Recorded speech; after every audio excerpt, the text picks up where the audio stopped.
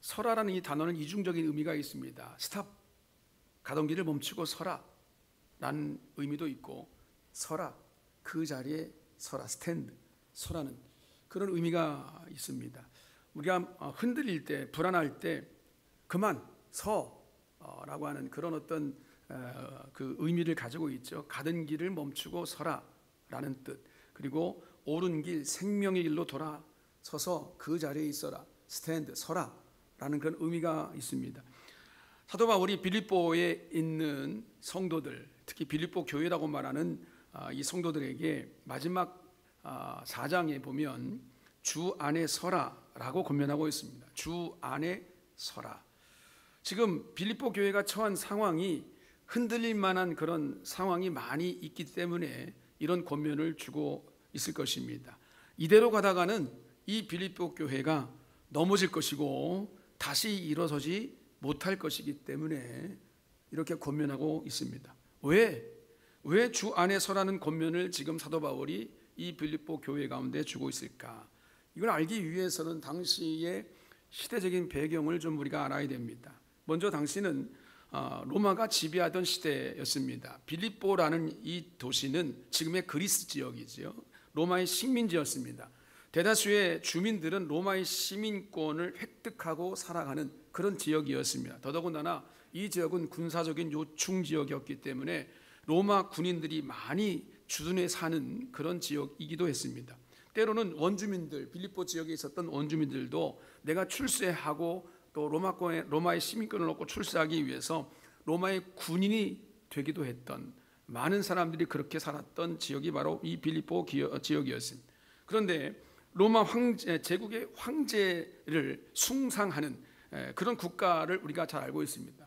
초기에는 황제가 죽었을 때 그 죽은 황제를 추앙하는 그런 모습으로 그 황제를 신이다라고 불렀는데, 점차 그것이 살아있는 황제를 신의 아들이다라고 해서 추앙하기 시작한 그것이 로마의 역사 가운데 나오고 있는데, 그때가 언제부터냐면 아우구스투스라는 이 황제 때부터 황제 숭배를 체계화하기 시작했습니다. 그리고 바울이 지금 이 사역을 했던 당시는 그 황제가 바로 네로 황제, 그 유명한 네로 황제가 지배하고 있었던 때인데, 그 당시가 황제 숭배가 이제 중앙 정부에서부터 지방으로 전역 지배하고 있었던 지역으로 확산되었던 그런 시기였습니다.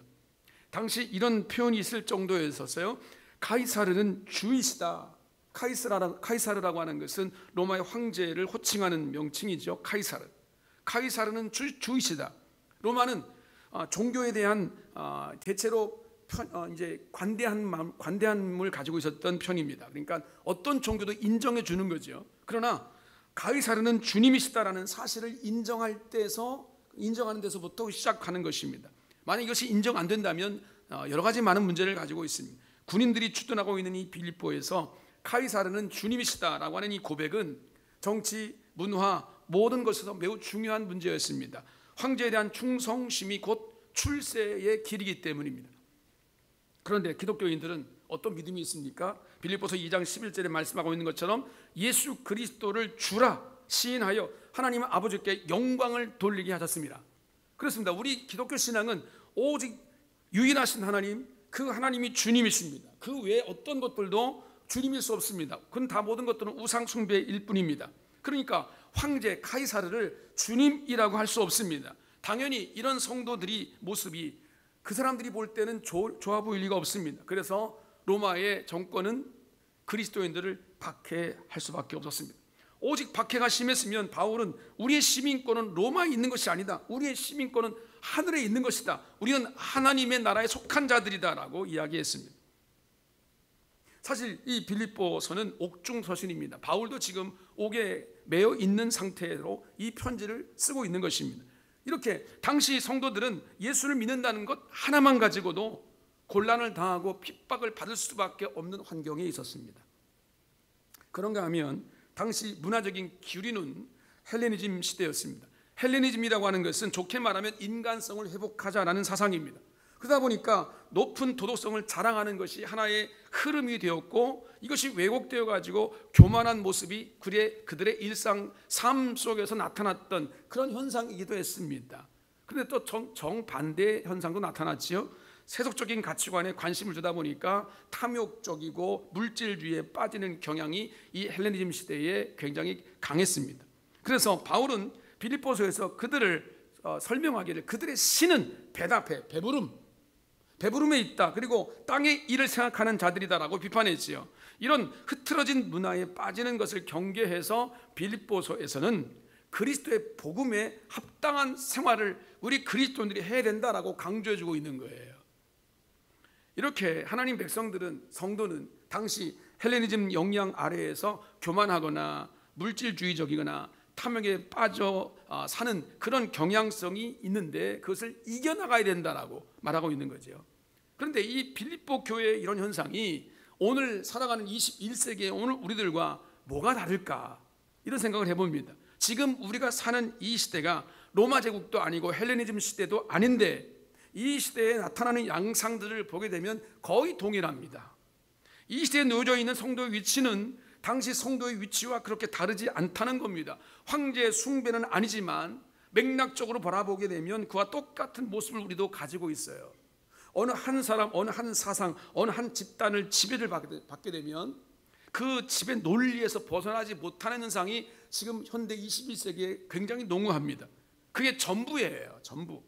그래서 이것을 혹시나 내가 외면하거나 또 거기에 노선을 타지 않으면 왕따를 당하거나 또 거기서 벗어나면 악마화 시켜버리는 이런 것들이 요즘 우리가 살아가는 시대에 흔히 볼 수 있는 이런 현상들입니다. 정말 안타까운 것은 때로는 기독교도 그런 모습에 편승하는 경향이 있다는 것 때문에 참 마음이 아픈 거죠.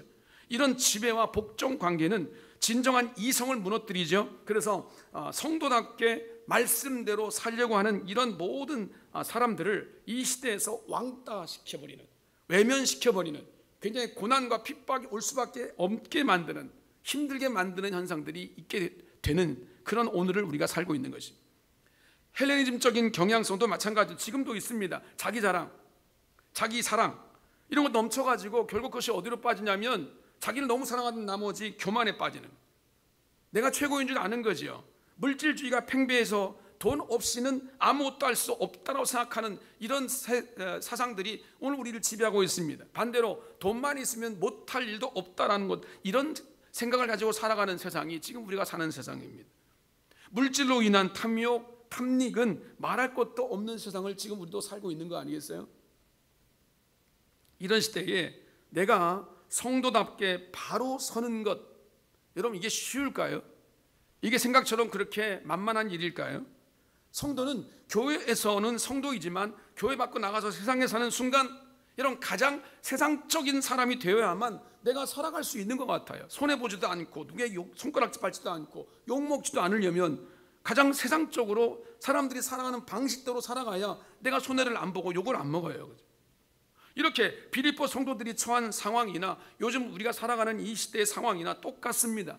그래서 오늘 빌립보서의 결론적인 메시지는 우리에게 큰 의미를 던져주고 있습니다. 결국 우리가 되어야 하는 모습, 그것은 바로 바울이 결론적으로 이 빌립보 교회에게 마지막으로 당부했던 이 말씀과 같기 때문입니다. 바울의 권면이 뭡니까? 우리 1절 이렇게 말합니다. 그러므로 나의 사랑하고 사모하는 형제들, 나의 기쁨이요 면류관이 사랑하는 자들아, 이와 같이 주 안에 서라. 주 안에 서라. 그러므로라는 이 말을 주고 있는 것은 이제까지 한 말에 대한 최종적인 결론임을 말하고 있는 것입니다. 따라서 이 권면은 바울이 빌립보 교회에게 하고 싶은 핵심적인 권면이기도 합니다. 그리고 오늘날 우리에게도 동일하게 적용되는 메시지입니다. 이와 같이 라고 하는 말도 역시 마찬가지 1장부터 3장까지 한 말들의 결국은 모든 것이 다 이와 같다라는 의미가 됩니다. 그렇게 해서 결론적으로 말씀하고 싶은 것이, 사랑하는 성도들아, 예수 그리스도 안에 서라, 굳게 서라, 이 말을 하고 싶은 거예요. 이처럼 요즘같이 이념에 휘둘리는 시대, 물질주의에 휘둘리는 시대, 자기 애에 휘둘리는 시대, 이런 시대에 성도들이 마음에 새겨야 할 말씀이 무엇인가? 내가 어떤 자리에 있든 어떤 상황에 있든 어떤 위치에 있든 간에 내가 초점 바라봐야 될 것은 항상 주 안에 서 있는 것입니다. 예수 그리스도 안에 서 있는 것입니다. 여러분, 세상을 바라보고 세상의 원리를 따라 세상에서 인정받으려고 한다면 성도다움을 포기해야 됩니다. 그것은 이 땅에서 하나님이 살게 하시는 삶이 될 수 없습니다. 하나님이 오늘 우리를 이 땅에 살도록 이 땅을 우리에게 주신 것은 주님 안에 서는 모습, 예수 그리스도 안에 거하고 예수 그리스도를 닮아가는, 그래서 주님과 풍성한 삶으로 교제하며 살아가는 것, 이것이 하나님께서 우리 가운데 주신 축복이거든요. 그러니까 여러분, 우리가 이 세상을 살면서 비록 손해를 좀 본다 할지라도, 왕따를 당한다 할지라도 주 안에 서야 될 줄로 믿습니다. 이것은 선택의 문제가 아닙니다. 절대적인 결단의 문제입니다. 주 안에 서는 것만이 성도다운 모습입니다. 여기저기 휩쓸리고 이것저것 다 경험해보고 이 세상 것 반다리 양다리 걸치다가 주님께서 오실 날 그때 내가 얼른 주님 앞에 가야지. 여러분, 사단이 그렇게 내버려 둘 것 같습니까? 그렇게 우리 욕심들이 그렇게 만만합니까? 이 세상에 여러 가지 많은 상황들이 그렇게 녹록합니까? 그렇지 않다는 겁니다. 여러분, 주 안에 서 있어야만 주님의 은혜와 주님의 권능과 사랑으로 오늘 우리가 이 엄청난 어둠의 세상을 이기고 주님이 원하시는 승리를 맛보게 될 줄로 믿습니다. 그러면 어떻게 주 안에 설 수 있을 것인가? 오늘 이 본문은 우리에게 이 부분을 설명해 주고 있습니다. 첫 번째, 사도 바울을 통해 우리가 말씀합니다. 사랑하는 성도들아, 주 안에서 같은 마음을 품어라. 같은 마음. 그러면서 두 사람을 소개하고 있습니다. 유오디아와 순두계를 권하면서 주 안에서 같은 마음을 품어라라고 말하고 있죠. 2절에 주 안에 서는 방법 중 하나는 우리가 같은 마음을 품는 것이다. 어느 집단이든 같은 마음을 품는 것은 굉장히 중요합니다. 그런데 바울은 교회 공동체를 바라보면서 주 안에서 같은 마음을 품으라고 제일 먼저 권면해주고 있습니다.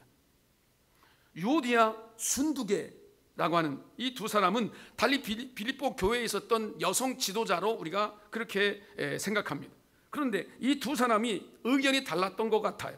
분란이 일어나는 모습이 있었던 것 같습니다. 그래서 바울은 교회 공동체 안에서 한 마음이 되어야 된다라는 하나의 샘플로 이 두 여인을 잡고 있는 것입니다. 그래야 세상을 향해서 무엇을 하든지 의미가 있을 것이다.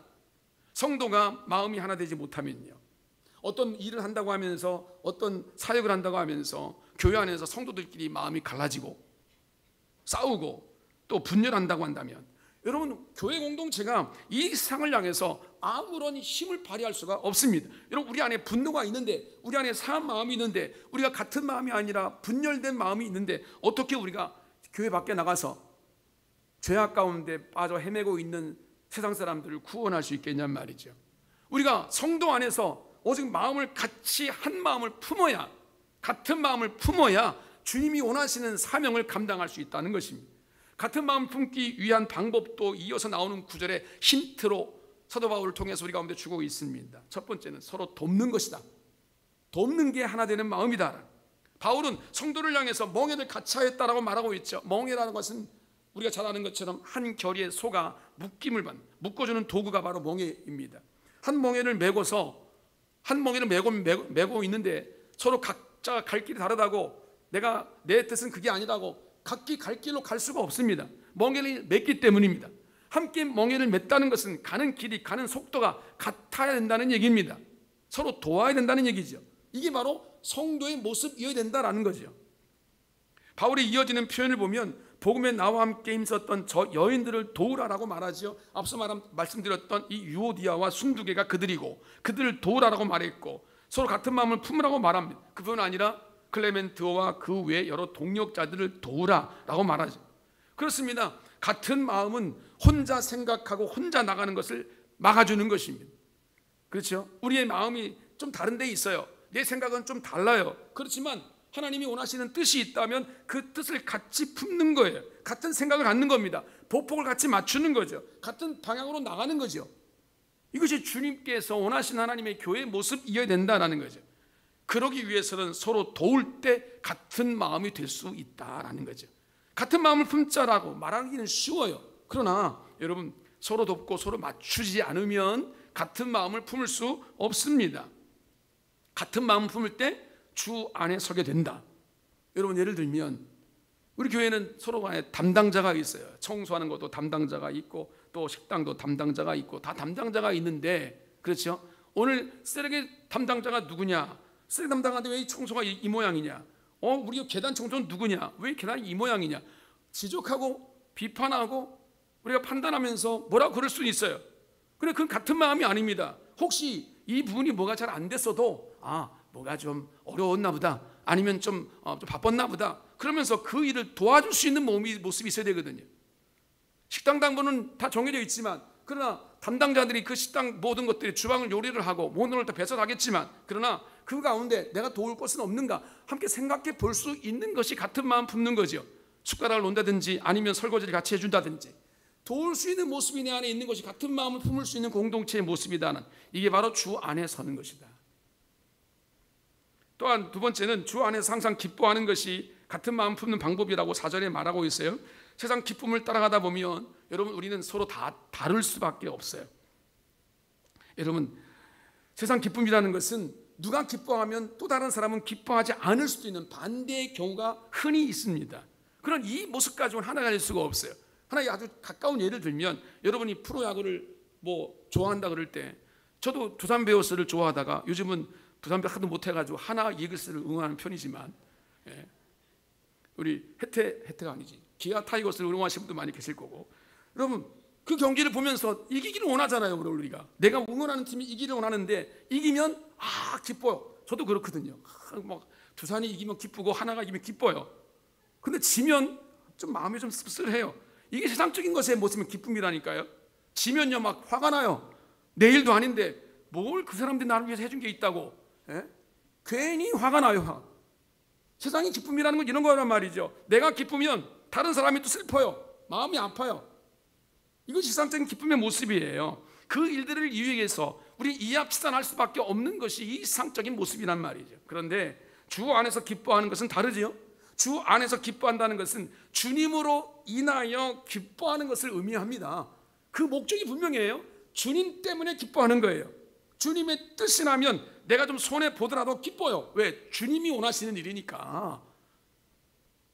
여러분, 이것이 주 안에서 기뻐하는 것입니다. 내가 한쪽 방향으로 내 일방적으로 흐르지 아니하고 주님이 원하시는 뜻이 어디 있는가를 헤아릴 수 있어요. 그리고 내가 그것이 혹시 바란 일이 있다 할지라도 그것이 안 돼도 괜찮아요. 안 돼도 주님의 뜻이니까, 내가 저도 주님의 뜻이니까.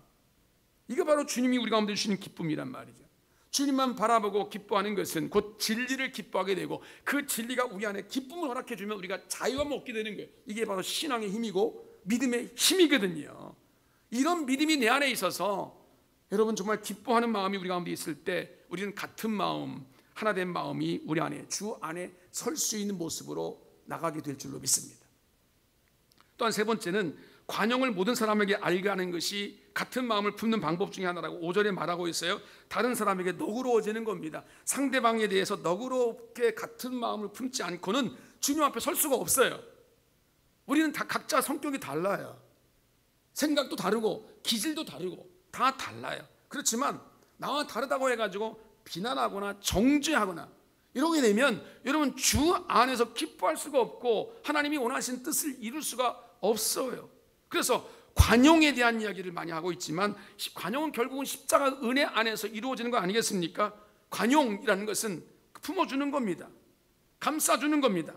성도는 좀 세상과 달라야 될 거 아니겠어요? 세상은 뭐가 잘못하면 비난하고 정죄하고 책임을 져라라고 말하지만, 그러나 예수 안에 있는 사람들은 그렇지 않죠. 잘못해도 괜찮아, 그럴 수 있어.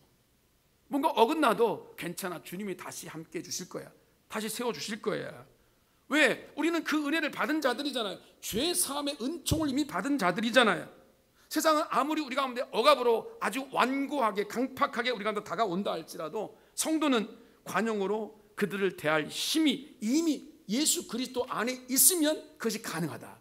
다른 것으로 가능한 게 아니에요. 내 인격으로 가능한 게 아닙니다. 내가 부자고 내가 여유가 있고 내가 그만한 인격이 되기 때문에 가능한 게 아니라 예수 그리스도의 은혜를 알기 때문에 가능한 거죠. 이렇게 상대에게 관용으로 대하는 힘이야말로 서로 하나 되게 하는 능력이지요. 만약 우리 교회가 서로 다른 것들을 서로 간에 견주고 아웅다웅하고 그 일 때문에 다투고 분열하게 되면 여러분, 그 일을 통해 주님이 기뻐하시겠습니까? 사단만 춤추고 난리칠 거예요. 그러나 여러분, 오늘 우리가 서로 다르고 좀 힘들어도 주님의 은혜 안에서 주님이 원하시는 뜻이 무엇인가를 알아서 같은 마음 품고 하나님이 원하시는 관용으로 하나님이 원하시는 사랑의 모습으로 하나 될 때 우리가 주 안에 온전하게 서게 될 줄로 믿습니다.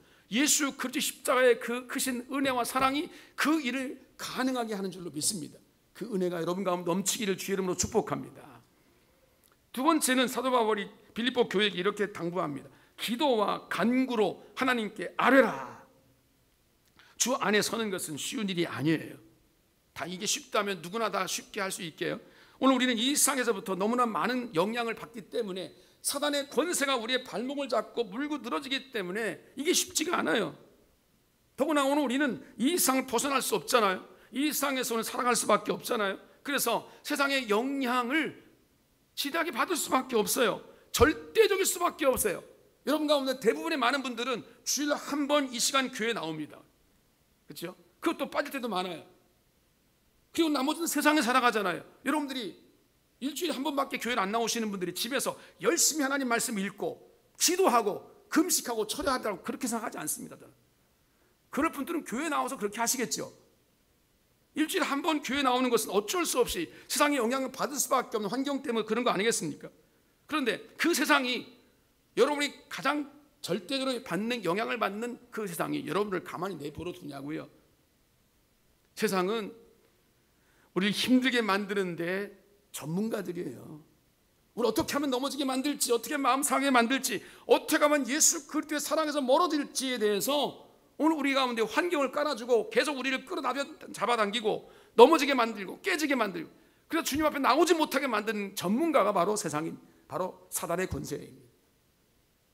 그래서 성도가 세상에서 온전하게 선다고 하는 것은 절대 쉬운 일이 아닙니다. 말처럼 쉬운 일이 아니라고요. 일주일 내내 세상에 살다가 한 번 주일날 한 시간 나와서 예배 드리는 거 하나 가지고 우리가 어떻게 주님의 은혜 안에 온전히 설 수 있겠냔 말이죠. 그런데도 주님은 우리에게 말씀하십니다. 하나님 백성들은, 성도들은 이 세상에서 주 안에 서라 라고 말씀하십니다. 그러면 바울이 제시하는 방법이 뭐냐면 그 일을 위하여 기도하라라고 말씀하는 거예요. 염려할 수밖에 없는 우리들이지만 여러분 염려하지 말라라고 말씀합니다. 너희들이 하는 그 염려로 너희들의 키를 한 잔 더 할 수 있느냐라고 반문하셨어요. 염려한다고 하는 것은 아무런 도움이 되지 못한다라는, 그러므로 뭘 하라? 기도하라. 염려할 시간에 기도하라는 거예요. 여러분 기도는 성도가 갈 수 있는 가장 강력한 무기임을 주님 말씀하십니다. 할렐루야.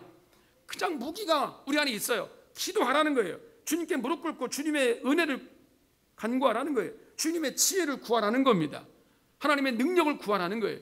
하지만 기도하면 무언가 곧바로 이루어질 줄로 착각하지 마십시오. 우리가 아는 것처럼 하나님의 응답에는 세 가지가 있다라고 말씀하잖아요. Yes, 알았다. No, 안 된다. 좀 기다려봐라. Waiting, 기다려봐라. 이 세 가지가 있단 말이죠. 다들 Yes에만 우리가 관심이 있어요. 주님이 내가 기도했으니까 응답 주실 거야. 응답 안 주시면 삐지고 상하고 낙심하고 그런. 주님께서 우리가 기도하는 족족마다 다 응답해 주시는 게 아니에요. 바로 응답해 주시는 것이 아니란 말이죠. 거절할 때도 있으셔요. 기다리라 말씀할 때도 있으셔요. 그런데도 왜 자꾸 기도하라 말씀하시는가? 바울은 우리가 모든 것을 주님께 맡기고 기도와 간구로 하나님께 아뢰면, 그 다음 보십시오.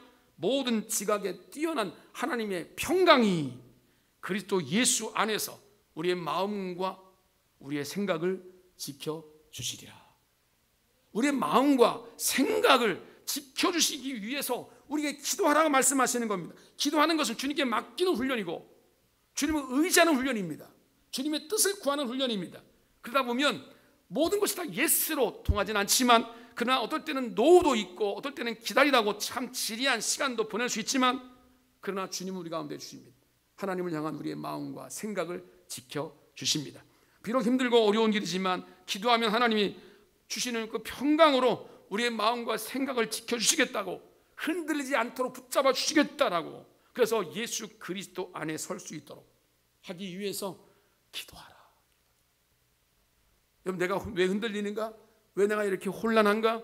왜 내가 이렇게 어둠 속에 내가 방황하는데 어느 것이 길인지 내가 알지 못하고 혹시 내가 방황하고 있는가라는 것을 생각한다면 그 대답은 여러분이 기도하지 않으셨기 때문에, 주님께 무릎 꿇지 않으셨기 때문입니다. 주 안에서 가는 우리의 모습은 기도로 이루어짐을 다시 한번 기억하시면서 주님께도 기도로 전진해 가신 여러분 되시기를 주의 이름으로 축복합니다. 마지막 한 가지, 세 번째는 항상 의로운 길을 생각하라라고 말씀합니다. 주 안에 선다고 하는 것은 주님이 가신 그 길을 나도 간다라는 그런 의미가 있습니다. 그러기 위해서 바울이 오늘 권면하는 것을 보십시오. 참된 것, 경건한 것, 옳은 것, 정결한 것, 사랑받을 만한 것, 칭찬받을 만한 것, 덕스러운 것, 기름을 받을 만한 것, 그 일에 관심을 가지라고 8절에 말씀하고 있습니다. 이런 것을 그저 우리가 한마디로 줄여봐라 그러면 하나님의 의를 힘입는 삶임, 의로운 길에 서는 것입니다. 주 안에 선다고 하는 것은 결국 하나님이 기뻐하시는 그 일이 우리의 삶 속에 드러나는 것을 의미합니다. 난 예수를 믿는다고 말하는데, 내가 목사인데, 내가 비록 장로인데, 내가 권사인데 뒤에도 이래봐도 말이죠.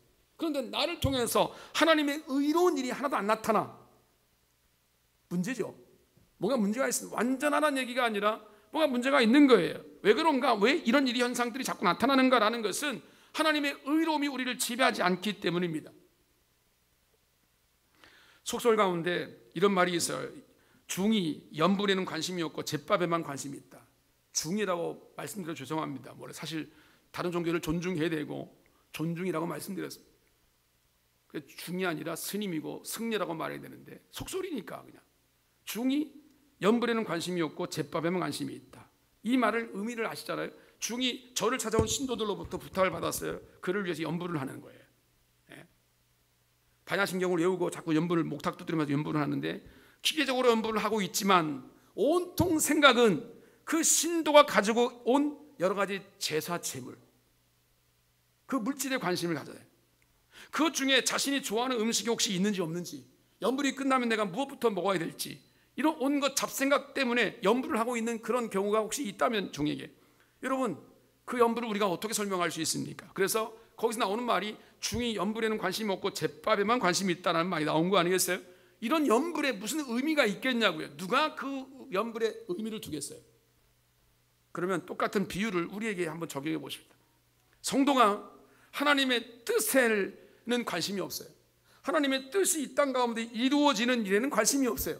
오늘 주기도문에서 우리가 그렇게 암송을 했습니다만 하나님의 뜻이 이 땅 가운데 이루어지는 그 일이 우리의 기도가 되어야 되고 우리의 삶이 되어야 되는데 그 일에는 별로 관심이 없고, 내가 교회로 와서 기도하고 예배를 드리는 우리의 삶 속에 내가 생각하는 모든 것은 내 이득이에요. 내 성공이고 내 명예고 내 건강이에요.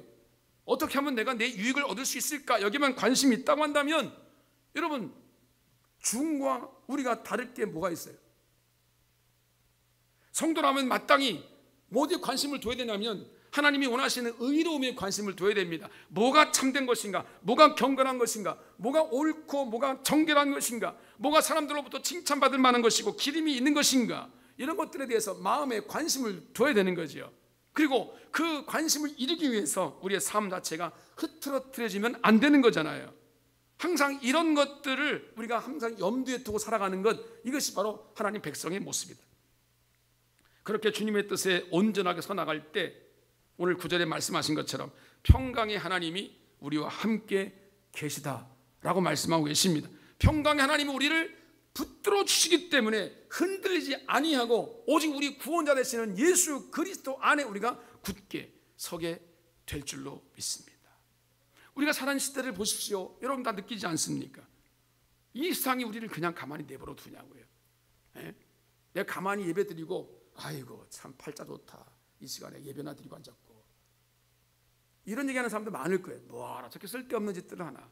여러분들이 오늘 교회 오시는 장면을 누군가 보고 아마 또 그렇게 손가락질하는 사람, 속으로 말이에요. 겉으로야 그렇게 하겠어요? 속으로 아이고 할 일 없는 사람들.